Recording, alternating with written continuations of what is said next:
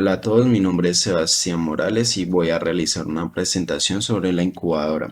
Entonces, pues la incubadora surgió a partir de la necesidad de tener un ambiente controlado que cumpla las condiciones necesarias para la supervivencia de los neonatos prematuros. Entonces, pues en un inicio se optó por recubrir a estos neonatos para brindarles alguna especie de calor con telas o ropa que pues suministra cierto tipo de calor, aunque deficiente con respecto a la cantidad de transferencia de calor que tiene el neonato con el ambiente.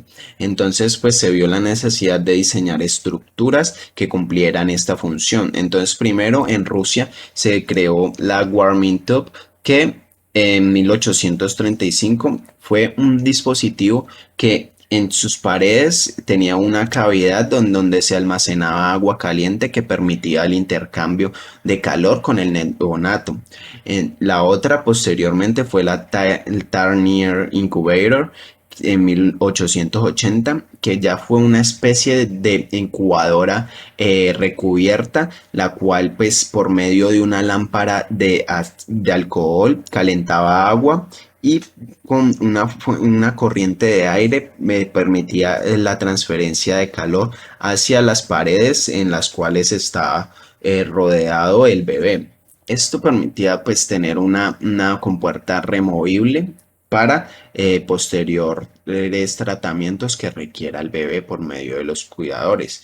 Entonces, pues la incubadora con paredes de plástico transparente que vemos en la actualidad, pues plástico transparente en general es plexiglass, fue implementada o fue famosa en una serie de estudios de supervivencia infantil en 1957 y 1965.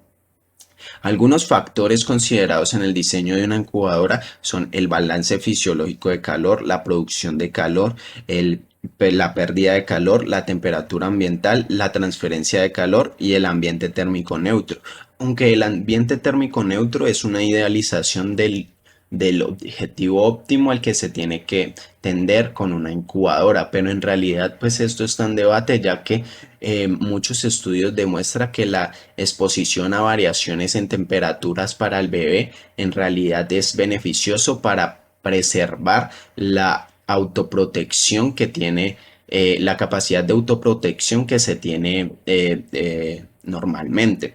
Entonces, pues algunos tipos de transferencia de calor que tenemos los humanos son la conducción, la convección, la evaporación y la radiación. La conducción y la convección son muy similares, solo que cambia la superficie de contacto o sí, la superficie de contacto, ya que la conducción se está en contacto con un material rígido y en la convección se está en contacto con un fluido. La evaporación es intercambio de calor, de un incremento interno de calor que se transfiere al medio por medio de la evaporación del agua, que por medio de los poros se sale al ambiente. Y la radiación siempre está presente, pero no la podemos notar ya que está en un espectro de visión del infrarrojo. La producción de calor cuando un bebé está expuesto a o requiere, debido a la pérdida excesiva de calor, un incremento en la producción metabólica para generar calor. En realidad, estos esfuerzos pueden llegar a ser muy grandes debido a si esta pérdida es muy elevada. Entonces, este trabajo excesivo puede generar como consecuencia glicólisis y lipólisis, y esto puede a medida del tiempo generar un déficit de oxígeno, el cual se puede convertir en una acidosis, y por último se genera un agotamiento por parte pues, del metabolismo. Estas ecuaciones presentes en la pantalla logran describir de manera aproximada el intercambio o la pérdida de calor que se puede obtener en los diferentes tipos. La primera es una pérdida de calor por convección, en la cual pues está un diferencial de temperatura y una constante de transferencia de calor. En la segunda es la pérdida de calor por radiación, en la cual está presente el área de exposición del bebé con el colchón y el área de las paredes que está rodeado el bebé. A pesar de que esta ecuación se ve un poco más compleja que la anterior, ninguna de las dos logra tener una aproximación exacta de la pérdida de calor, ya que hay muchos factores que afectan este valor de pérdida.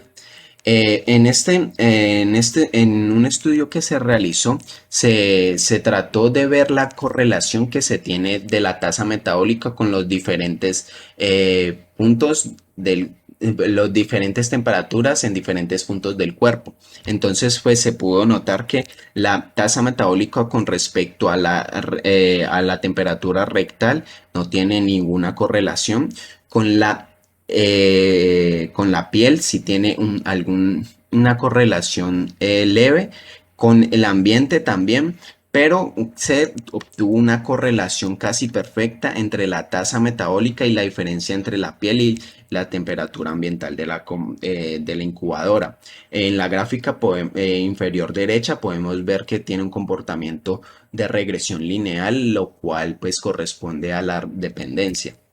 Los avances que se han obtenido de las incubadoras con el tiempo, pues a medida de que se ha ido evolucionando, se han ido limitando o se han ido controlando los diferentes tipos de transferencia de calor que se tienen que enfrentar el neonato prematuro. Entonces, en un principio estaba expuesto a todos los tipos de transferencia de calor. Entonces, pues a medida que surgieron los diferentes tipos de incubadoras, uno abierto que utiliza una fuente de luz radiante para suministrar calor directamente al bebé por medio de radiación, sigue expuesto a transferencia por evaporación y por convección. Y la incubadora cerrada que no utiliza un método de humedización del ambiente, está expuesto a evaporación y radiación. Entonces, posteriormente, en la imagen 4 se muestra una incubadora cerrada en la cual sí se implementa el proceso de humedización del ambiente, pero se sigue teniendo la pérdida de calor por medio de radiación. Entonces, en la última, en la imagen 5 y 6, es el complemento en la actualidad que se tiene al tener una fuente de luz radiante directamente hacia el bebé, un proceso de humedización del ambiente y una retroalimentación por medio de un termistor, el cual está monitoreando la temperatura constantemente del bebé, de la piel del bebé, y esto permite hacer un flipback control progresivo o sí, una retroalimentación progresiva a medida del tiempo para mantener constantes estos valores de temperatura, ya que anteriormente se usaba un método de control turn on off que generaba un delay en la regulación de la temperatura.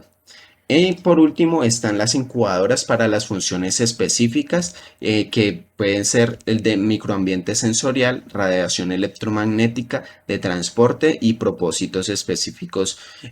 Ya generalmente estos se aplican a estas funciones se aplican diferente a la que generalmente se usan en las incubadoras. Entonces, pues acá ya por último son las referencias y muchas gracias.